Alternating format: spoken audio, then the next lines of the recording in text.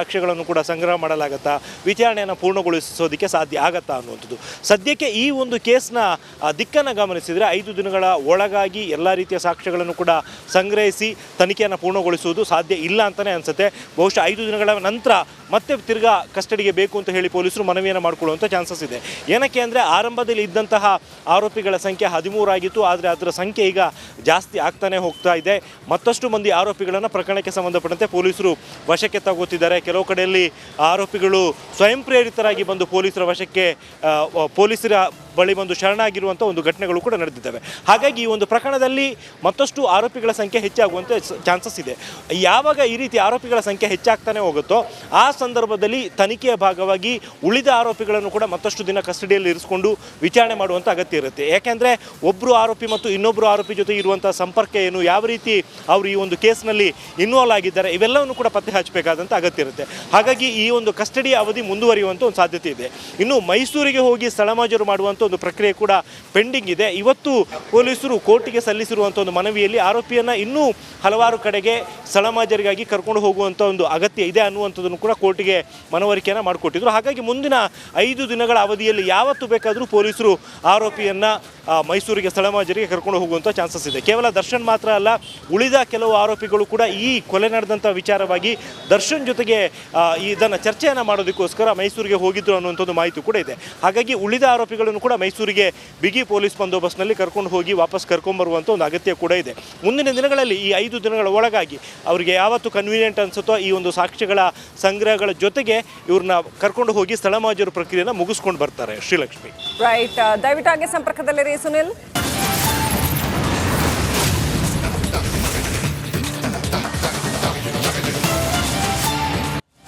Okay, ನಡಿ ಈಗ ಶುರು ಮಾಡೋಣ. ಕೇಸರಿಯಿಂದ ಮನೋಲ್ಲಾಸ ಮನಸ್ಸು ಮತ್ತೇರಿ ಕುಣಿದಾಡಿದೆ ನೋಡು, ಮನಸ್ಸು ಮತ್ತೇರಿ ಕುಣಿದಾಡಿದೆ ನೋಡು. ಕ್ಷಣ ಕ್ಷಣವೂ ಆಚರಿಸಿ ಕೇಸರಿ ಹಬ್ಬ. ವಿಮಲ್ ಬಾಯಲ್ಲಿ ಹೇಳಿ ಕೇಸರಿ. ಕೆಲವೇ ಕ್ಷಣಗಳಲ್ಲಿ ವಾಪಸ್ ಪೊಲೀಸ್ ಸ್ಟೇಷನ್ ಹತ್ತ ಇದೀಗ ದರ್ಶನ್ ಅಂಡ್ ಟೀಮ್ ಬರ್ತಾರೆ. 10 ಜನರಿಗೆ ಮತ್ತೆ ಅವರನ್ನು ಪೊಲೀಸ್ ಕಸ್ಟಡಿಗೆ ಕೊಡಲಾಗಿದೆ. 2 ರೀತಿ ಇವತ್ತು ಕೋರ್ಟಲ್ಲಿ ಆಗ್ತಾ ಇದ್ರು. ಹೊರಗೆ ಬರುವಂಥ ಪ್ರಶ್ನೆ ಇಲ್ಲ. ಒಂದೋ ಜೈಲಿಗೆ ಅಂದರೆ ಪರಪ್ಪನ ಅಗ್ರಹಾರಕ್ಕೆ, ನ್ಯಾಯಾಂಗ ಬಂಧನ ಅಂತ ಕರೀತಾರೆ, ಇಲ್ಲ ಪೊಲೀಸ್ ಕಸ್ಟಡಿಗೆ ಬೇಡ್ರಪ್ಪ ಅನ್ನೋ ರೀತಿಯಲ್ಲೇ ಇರುತ್ತೆ. ಕೆಲವೇ ಕ್ಷಣಗಳಲ್ಲಿ 13 ಆರೋಪಿಗಳು ಮತ್ತೆ ಪೊಲೀಸ್ ಸ್ಟೇಷನ್ ಹತ್ತ. ಯಾಕಂದರೆ ಉಳಿದವರಿಗೆ ಬಹುಶಃ ಕೆಲವು ರಿಲೀಫ್ ಸಿಕ್ಕಿರ್ಬೋದು. ಕೆಲವೇ ಕ್ಷಣಗಳಲ್ಲಿ ಠಾಣೆ ಹತ್ತ 13 ಆರೋಪಿಗಳು ಅನ್ನಪೂರ್ಣೇಶ್ವರಿ ಠಾಣೆಗೆ ಕರೆದೊಯ್ಯಲಿರುವ ಪೊಲೀಸರು. ನಮ್ಮ ಟೀಮ್ ಅಲ್ಲೂ ಕೂಡ ರೆಡಿಯಾಗಿದೆ. ಸಮಗ್ರ ಮಾಹಿತಿಗಳನ್ನು ಕೊಡ್ತಾ ಹೋಗ್ತಾರೆ ಅಲ್ಲಿದ್ದ. ಇನ್ನು ಕೋರ್ಟ್ಗೆ ಬರುವಾಗಲೇ ಪವಿತ್ರ ಗೌಡ ಕಣ್ಣೀರಿಡ್ತಾ ಇದ್ರಂತೆ. ಇದೀಗ ಮತ್ತೆ 5 ದಿನ ಕಸ್ಟಡಿ ಹಿನ್ನೆಲೆ ಪವಿತ್ರ ಗೌಡ ಮತ್ತಷ್ಟು ಕಣ್ಣೀರು. ಕೆಲವೇ ಕ್ಷಣಗಳಲ್ಲಿ ಠಾಣೆ ಹತ್ತ 13 ಆರೋಪಿಗಳು.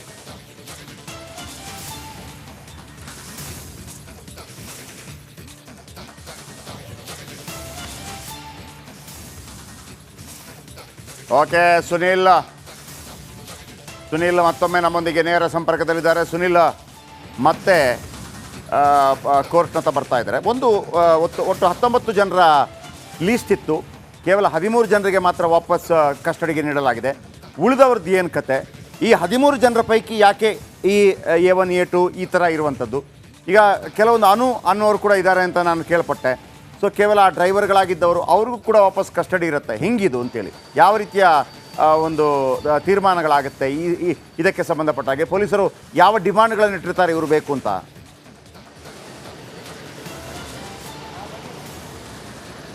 ಎಸ್ ಜಯಪ್ರಕಾಶ್, ಈಗ ಸದ್ಯದ ಮಟ್ಟಿಗೆ ಇಡೀ ಪ್ರಕರಣದಲ್ಲಿ ಪ್ರಮುಖ ಆರೋಪಿಗಳು ಅಂತ ಹೇಳಿದರೆ ದರ್ಶನ್, ಪವಿತ್ರ ಗೌಡ, ವಿನಯ್, ಇವರೆಲ್ಲರೂ ಕೂಡ ಪ್ರಮುಖ ಆರೋಪಿಗಳು. ಅದೇ ರೀತಿಯಲ್ಲಿ ಪವನ್, ರಾಘವೇಂದ್ರ ಇವರೆಲ್ಲರೂ ಕೂಡ. ಆದರೆ ಇವರು ಈ ತಂಡದ ನೇತೃತ್ವವನ್ನು ವಹಿಸಿಕೊಂಡಿದ್ದವರು.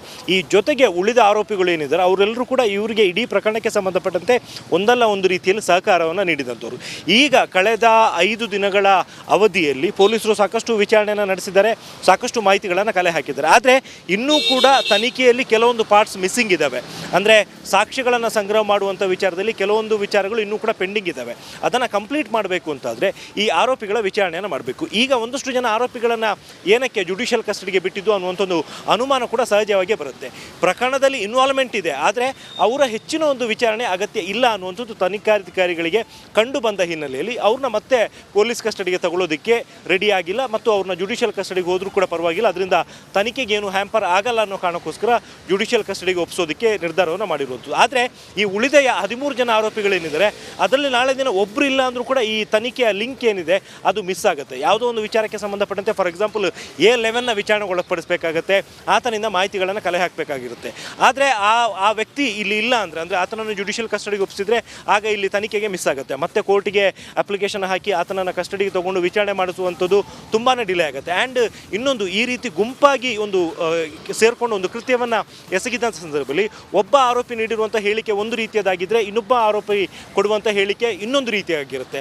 ಅಲ್ಲಿ ಸುಳ್ಳನ್ನು ಹೇಳೋದಾಗಿದ್ದರೆ ಇಬ್ಬರು ಆರೋಪಿಗಳ ಹೇಳಿಕೆಗಳು ಕೂಡ ಬೇರೆ ಬೇರೆ ರೀತಿಯಾಗಿರುತ್ತೆ. ಒಂದು ವೇಳೆ ನಿಜವನ್ನೇ ಹೇಳಿದೆ ಆದಲ್ಲಿ ಇಬ್ಬರು ಆರೋಪಿಗಳ ಹೇಳಿಕೆಗಳು ಕೂಡ ಒಂದೇ ರೀತಿಯಾಗಿರುತ್ತೆ. ಸೊ ಹಾಗಾಗಿ ತನಿಖೆಯಲ್ಲಿ ಮುಂದೆ ಯಾವುದೇ ರೀತಿಯಲ್ಲೂ ಕೂಡ ತೊಡಕಾಗಬಾರ್ದು, ತೊಂದರೆ ಆಗಬಾರ್ದು ಅನ್ನೋ ಕಾರಣಕ್ಕೋಸ್ಕರ ಈ ಪ್ರಮುಖ ಆರೋಪಿಗಳು ಏನಿದ್ದಾರೆ ಅಷ್ಟೂ ಜನರನ್ನು ಕಸ್ಟಡಿಗೆ ತಗೊಳ್ಳೋದಕ್ಕೆ ತನಿಖಾಧಿಕಾರಿಗಳು ನಿರ್ಧಾರವನ್ನು ಮಾಡಿರುವಂಥದ್ದು. ಜಯಪ್ರಕಾಶ್, ಈಗ ಒಂದು ಎಲ್ರಿಗೆ ಕಾಡುವಂಥದ್ದು ಏನು ಗೊತ್ತಾ ಸುನಿಲ್, ಇಂಥ ಸಂದರ್ಭದಲ್ಲಿ ಹೋಗ್ತಾರೆ, ಇನ್ನು ಕೆಲವು ದಿನಗಳಾದ ನಂತರ ಕಸ್ಟಡಿ ಕೊಡ್ತಾರೆ ಅಥವಾ ನ್ಯಾಯಾಂಗ ಬಂಧನ ಕೊಡ್ತಾರೆ, ಪೆರೋಲ್ ಮೇಲೆ ಬಿಡುಗಡೆ ಆಗ್ತಾರೆ.